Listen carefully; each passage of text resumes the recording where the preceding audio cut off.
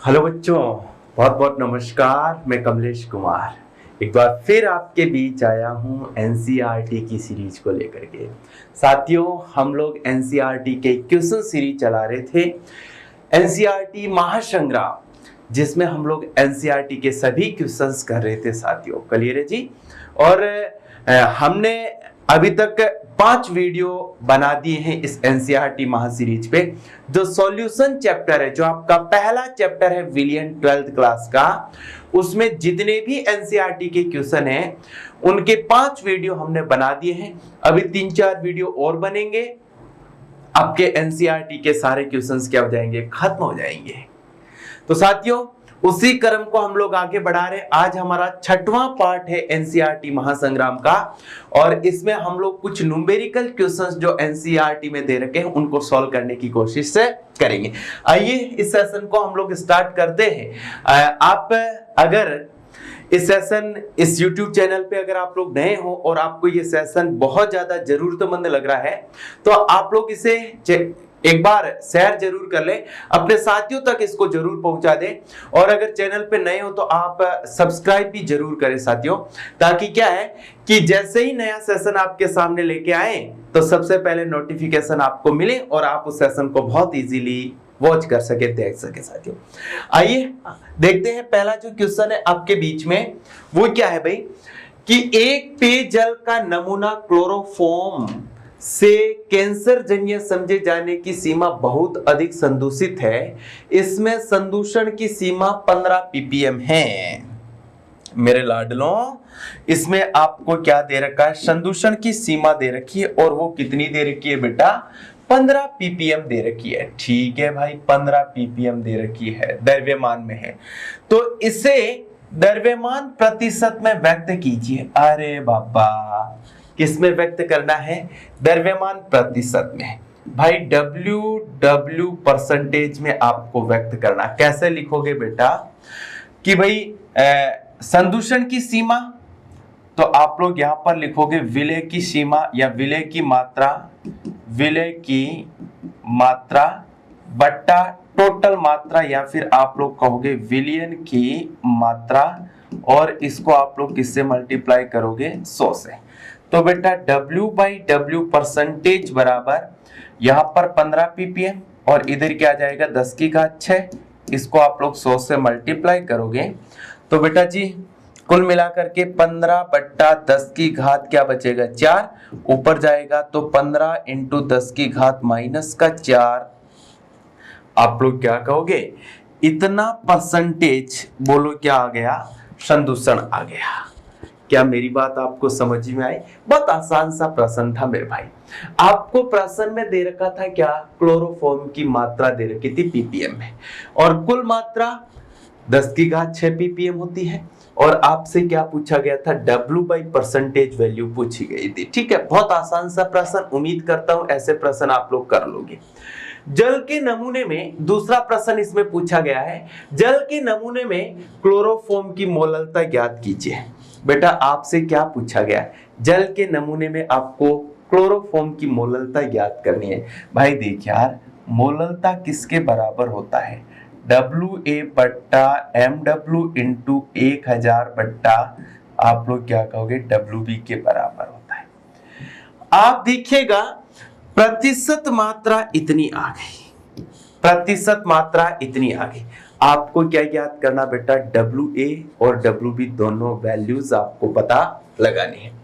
तो भाई देखिएगा, इतनी प्रतिशत 15 × 10 की घात -4%, W/W का मतलब क्या हुआ भाई, इसका मतलब ये हुआ कि आप ये कहोगे 15 × 10 की घात -4 ग्राम उपस्थित है 100 ग्राम विलियन में, 100 ग्राम विलियन में। बेटा क्लियर है जी। तो आप लोग क्या कहोगे, विलय का भार तो ये हो गया, WA बराबर क्या आ गया, 15 × 10 की घात -4 ग्राम। विलय का भार बताओ मुझे क्या हो जाएगा, तो आप क्या कहोगे, 100 - 15 × 10 की घात -4। 100 में से 15 इंटू 10 की घात -4 को आप लोग हटाओगे तो भाई कुल मिलाकर के वैल्यू क्या बचेगी बेटा, डब्ल्यू बी बराबर क्या हो गया 100 माइनस 15 इंटू 10 की घात 4 का मतलब 0015 हो गया। यानी यहाँ पर डब्ल्यू बी बराबर 99 आप लोग क्या कहोगे बेटा 99 कितना आ जाएगा 99 इधर आप लोग लिख सकते हो 85 ग्राम। ये आपके पास किसका भार आ गया बेटा, विलायक का भार आ गया। बहुत आसान सी बात है। देखिएगा बेटा अब आपसे मोललता पूछी गई है तो मोललता बराबर आपको पता है डब्ल्यू ए बट्टा क्या होता है एम डब्ल्यू इंटू 1000 बट्टा इधर क्या हो जाएगा भाई डब्ल्यू बी हो जाएगा। स्मॉल एम बराबर डब्ल्यू ए का मान कितना आ गया 0.0015 ग्राम एम डब्ल्यू। प्रश्न को देखिए बेटा आपको क्या दे रखा है, क्लोरोफॉर्म दे रखा है। बोलो क्या दे रखा है मेरे साथियों, क्लोरोफॉर्म दे रखा है। एक मिनट बेटा का क्या दे रखा है, क्लोरोफॉर्म। और क्लोरोफॉर्म के अगर मोलिकुलर वेट की बात करोगे तो आप लोग याद करो बेटा कितना होगा क्लोरोफॉर्म का मोलिकुलर वेट है। तो यहां पर देखें एक कार्बन का कितना हो गया 12, हाइड्रोजन का कितना हो गया 1 और क्लोरीन कितने 3। एक क्लोरीन का बेटा कितना होता है 35.5 तो 3 का आप लोग मल्टीप्लाई करोगे तो कितना हो गया 35 का डबल 71 71 प्लस 35.5 करोगे ना मेरे भाई तो आप लोग क्या पाओगे 7 इंटू 3 106.5 कितना हो जाएगा 106.5। इनको जोड़ोगे ना तो कुल मिलाकर के क्या हो जाएगा प्लस का 1 प्लस का 12 बराबर 119.5। यानी क्लोरोफॉर्म का जो मोलिकुलर वेट आएगा वो कितना आ जाएगा 119.5। बेटा यहाँ पर क्या लिखोगे 119.5 इंटू 1000 बट्टा डब्ल्यू बी 99.9985। भाई साहब इसको अगर हम लोग सॉल्व करेंगे ना दशमलव से दशमलव हटा देंगे बेटा तो स्मॉल एम बराबर 15 बट्टे इधर 1195 इंटू इधर 1 2 3 4 कर लो और इधर 99.9985। भाई साहब अब इसको सॉल्व कर लेते हैं पूरा। कैलकुलेशन थोड़ी लेंथी लग रही है बाकी ज्यादा प्रश्न में दमखम नहीं है।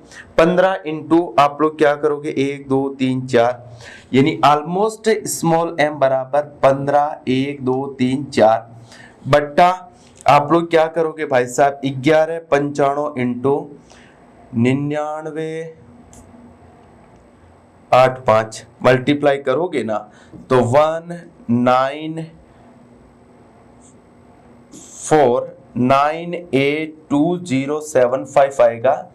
और बेटा आप लोग इसका भाग दोगे तो किस में भाग देना बेटा 1 2 3 4 डिवाइड बाय 119498207 तो वैल्यू मिल जाएगी बेटा 0.000125। यानी इसको आप लोग क्या लिख सकते हो बेटा सॉल्व करोगे ना तो इसमें दशमलव हटाओगे तो 1 2 3 4 लगा दो इधर लगा दो 1.25 into 10 to the power minus का 4 मोल प्रति किलोग्राम आप लोग क्या कहोगे मोललता आपको देखने को मिलेगी। बहुत अच्छा प्रश्न था और बहुत आसान सा प्रश्न था। बस बात इतनी है कि कैलकुलेशन लेंथी है भाई, कैलकुलेशन तो आपको आनी चाहिए, कैलकुलेशन तो आपको करनी पड़ेगी बेटा। एनसीईआरटी में जितने भी प्रश्न दे रखे हैं ना स्टूडेंट उन्हीं कैलकुलेशन को देख करके भाग जाते हैं। कैलकुलेशन के बहुत टफ आती है भाई, देखो टफ आ रही है इजी आ रही है आपको तो करना ही पड़ेगा। ठीक है भाई, देखो अगला प्रश्न आपके बीच में है। अगला प्रश्न आपके बीच में दे रखा भाई साहब अगर आपको दिख रहा हो तो 6.65 ग्राम। बेटा एक मिनट इसको ना थोड़ा सा हम लोग एडजस्ट कर लेते हैं। हाँ, ताकि आपके सामने बहुत इजीली आपको दिख पाए। हाँ, उम्मीद कर रहा हूं अब आपको दिख रहा होगा 6.65 5 6 इंटू 10 की घात -3 ग्राम।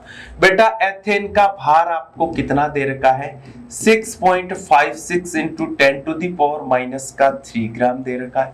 संतृप्त विलयन में एथेन का आंशिक दाब बेटा P बराबर आपको दे रखा है 1 बार। P बराबर कितना दे रखा बेटा? 1 बार। यदि विलयन में एथेन की मात्रा बढ़ा करके कितनी कर दी जाए भाई? यहाँ पर WA डैश बराबर कितना कर दिया जाए? 5 इंटू 10 की घात -2 ग्राम कर दिया जाए। यहाँ पर ग्राम है तो गैस का आंशिक दाब क्या होगा, यानी P डैश का मान कितना होगा? ये बात आपसे पूछी गई है। भाई देखिएगा यार, हेनरी का नियम क्या कहता? P बराबर KH इंटू Ng बट्टा NH2। तो यहां से P बराबर कितना? 1 बार। KH का मान पता नहीं। अब आप लोग क्या कहोगे? गैस के मोल। भाई गैस का भार कितना है? 6.56 इंटू 10 टू दी पावर -3 बट्टा गैस क्या है? एथेन।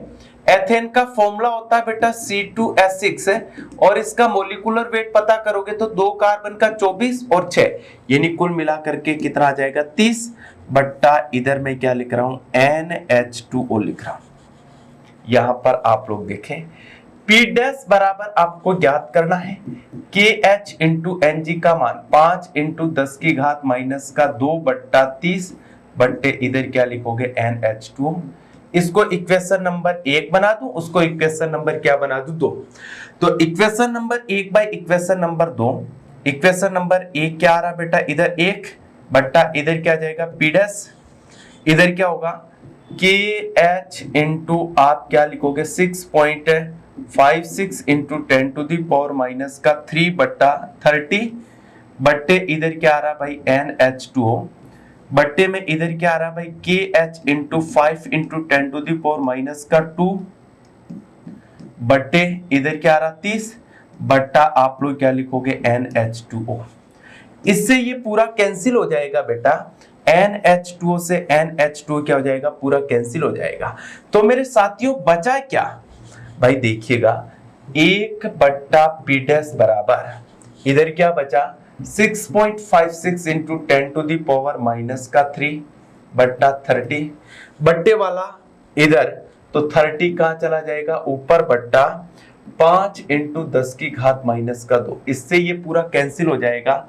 1 अपॉन P डैश बराबर 6.56 into 10 to the power -3 5 into 10 की घात -2 कैंसिल हुआ। 10 की घात क्या बचेगा? -1 बचेगा। क्या मेरी बात क्लियर हो रही है? तो यहां पर P डैश बराबर क्या बचेगा? 6.56 इंटू 10 की घात -1 ये इंटू में आएगा बराबर इधर क्या होगा? 5। तो P डैश बराबर इधर क्या आ जाएगा? 5 बेटा ऐसे लिखोगे। इधर क्या आ जाएगा?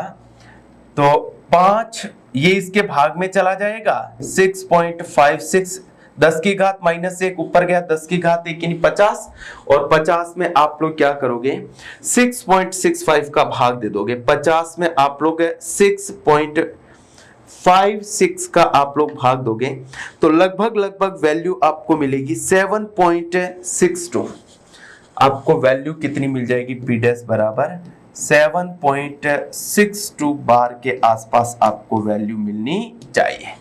उम्मीद करता हूं मेरे लाडलो आपको ये प्रश्न भी समझ में आ गया होगा। सीधा प्रश्न था और हेनरी नियम से संबंधित प्रश्न था। उम्मीद करता हूं बड़ा आसान सा प्रश्न था और ऐसे प्रश्न आप लोग चुटकी में सॉल्व कर लोगे।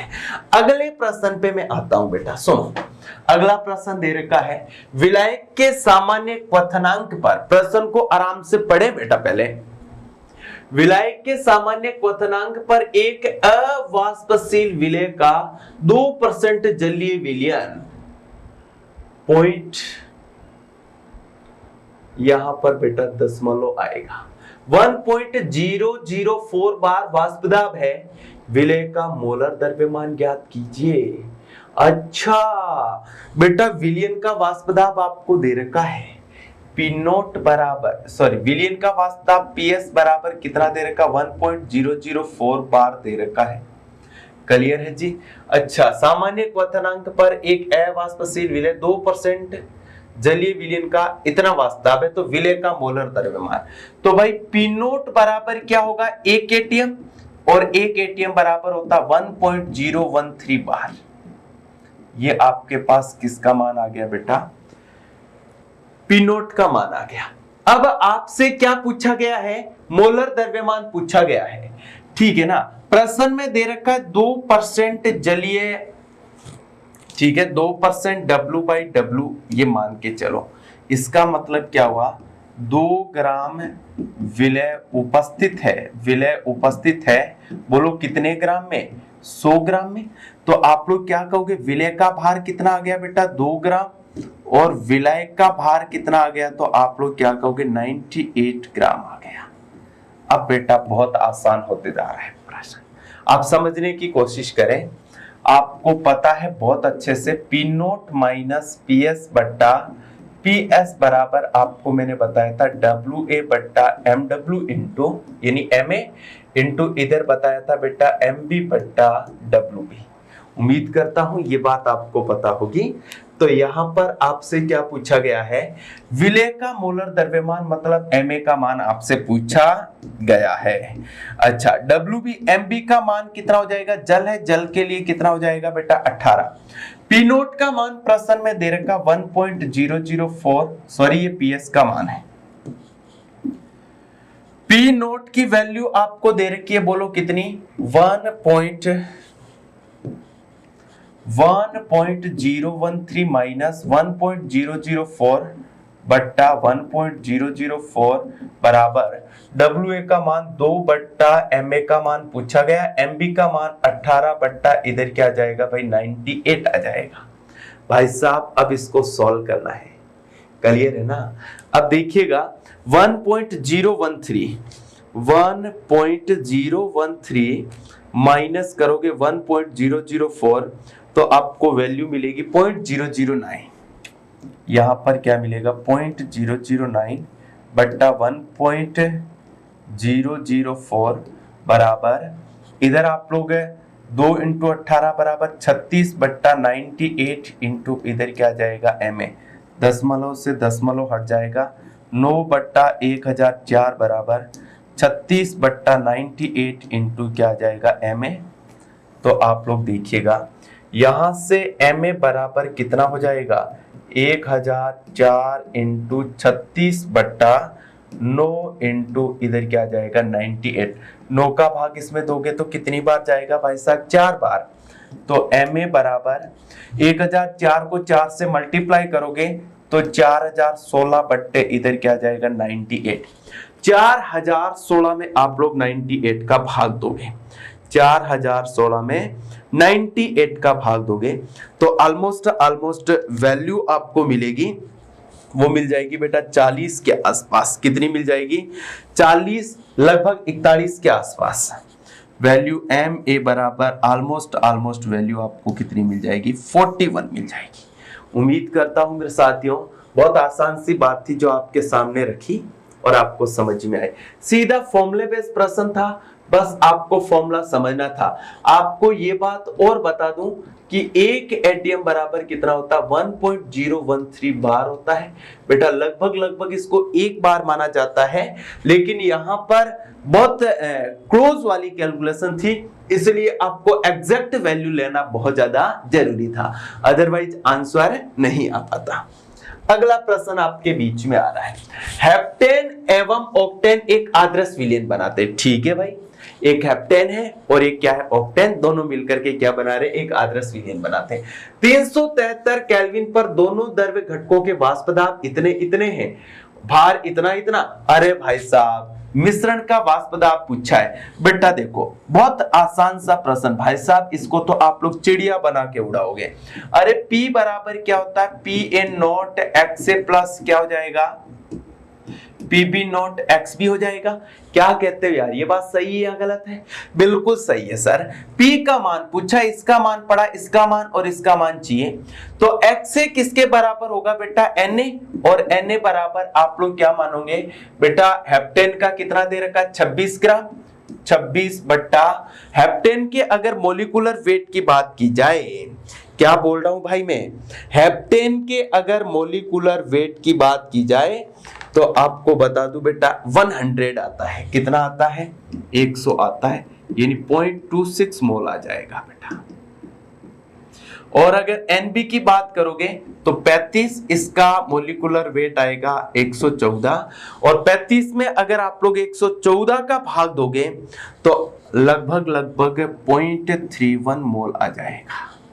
तो बेटा XA बराबर क्या हो जाएगा?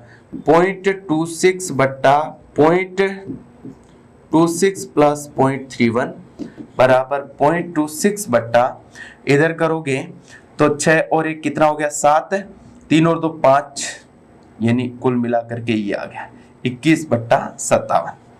अच्छा, और XB बराबर आप लोग करोगे तो 31.57 आ जाएगा। ये आपके पास XA और XB का मान आ गया। अब बेटा देखिएगा P बराबर, PA नोट का मान कितना है? 300 केल्विन ताप पर इसका वाष्प दाब इतना दे रखा है 105.2 इंटू XA का मान कितना आ गया बेटा? तो 21/57 प्लस इसकी वैल्यू 46.8 दे रखी है, मान कितना आ रहा? 31/57 आ रहा है। बस भाई साहब, अब तो आपको क्या करना है? जोड़ बाकी गुणा भाग करना है। बोलो बेटा, अब आपको क्या करना है? जोड़ बाकी गुणा भाग करना है। अगर आप लोग यहां से जोड़ बाकी गुणा भाग करोगे ना तो 73, यानी P बराबर कितना आएगा? 73.43 किलो पास्कल आपको मिलने वाला है। भाई साहब देखिएगा, जोड़ बाकी गुणा भाग आप कर लोगे। उम्मीद करता हूं आपको ये बात भी समझ में आ गई होगी। बोलो हाँ या ना? बिल्कुल आपको समझ में आ गया। अगला जो प्रश्न है वो आपके बीच में है बेटा। 300 केल्विन पर जल का वाष्प दाब इतना है, तो इसमें बने अवाष्पशील विलय के 1 मोलर विलयन का वाद्य दाब नहीं बेटा, यहां पर किसकी बात की जा रही है? वाष्प दाब। वाष्प दाब का मान कितना होगा? भाई जल का वाष्प दाब आपको दे रखा है और आपको विलयन का वाष्प दाब पूछा गया है। क्या बोला भाई? जल का वाष्प दाब दे रखा और किसका वाष्प दाब पूछा गया? विलयन का। यानी पी नोट का मान आपको दे रखा 12.3 किलो पास्कल, ठीक है। पीएस का मान आपसे पूछा गया है और आपको कह रहा है कि 1 मोलर विलयन। 1 मोलर विलयन का मतलब क्या हो गया? 1 मोलर विलयन का मतलब हो गया कि 1 मोल विलय उपस्थित है।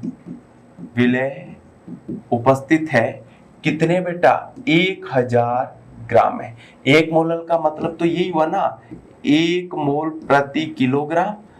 1 मोल प्रति किलोग्राम का मतलब 1 मोल विलय उपस्थित है 1000 ग्राम है विलायक में। बोलो किस में उपस्थित है? 1000 ग्राम विलायक में। यानी विलायक का भार कितना हो गया? 1000 ग्राम, और विलय का मोल कितना आ गया बेटा? 1 मोल आ गया। आप लोग देखिएगा बेटा, आप समझने की कोशिश करें तो यहां पर विलय का मोल यानी Na बराबर आप लोग क्या लिखोगे? 1 मोल लिखोगे। विलायक का मोल Nb बराबर 1000/18 विलायक के रूप में जल है, यानी 55.5 मोल आ जाएगा। Na और Nb का मान आपके सामने पड़ा। भाई साहब वाष्प दाब में अपेक्षिक अवनमन आपने पढ़ा होगा, P नोट माइनस PS बट्टा P नोट बराबर क्या होता है? XA PS बट्टा P नोट बराबर XA किसके बराबर होगा? Na upon Na plus Nb के बराबर होगा। P नोट का मान 12.3 माइनस का PS बट्टा 12.3 बराबर Na का मान कितना? 1, Na का मान 1 प्लस 55.5, यानी इधर क्या आएगा? 12.3 माइनस PS बट्टा 12.3 बराबर 1/56.5। यहां से आपको क्या करना भाई? जोड़ बाकी गुणा भाग करना है, और जैसे ही आप लोग जोड़ बाकी गुणा भाग करोगे तो आंसर आ जाएगा।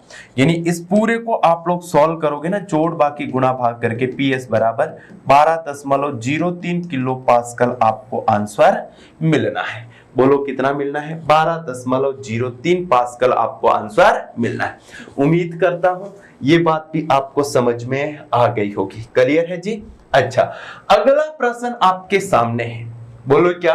114 ग्राम ऑक्टेन में किसी अवाष्पशील, अच्छा इतना दे रखा है, कितनी मात्रा घोली जाए कि ऑक्टेन का वाष्प दाब मूल वाष्प दाब का घट करके 80% रह जाए। भाई साहब देखिएगा, भाई साहब देखिएगा, 114 ग्राम ऑक्टेन में किसी अवाष्पशील विलय को मिलाया गया, ठीक है, कितनी मात्रा ऑक्टेन की घोली जाए कि वाष्प दाब मूल वाष्प दाब का घट करके 80 रह जाए। भाई देखिएगा, माना कि आप लोग क्या मान लोगे, शुद्ध वाष्प दाब कितना है 100, तो आप लोग क्या कहोगे बेटा, PS बराबर कितना रह जाए, 80 रह जाए। भाई देखिएगा, आपको क्या पूछा गया, मात्रा पूछी गई ऑक्टेन की। आपको अच्छी तरह से पता, P0 माइनस PS बट्टा P0 किसके बराबर होता है बेटा, XA के बराबर होता है। तो यहां से P0 माइनस PS बट्टा P0 बराबर XA किसके बराबर होगा, Na upon Na plus NB के बराबर होगा।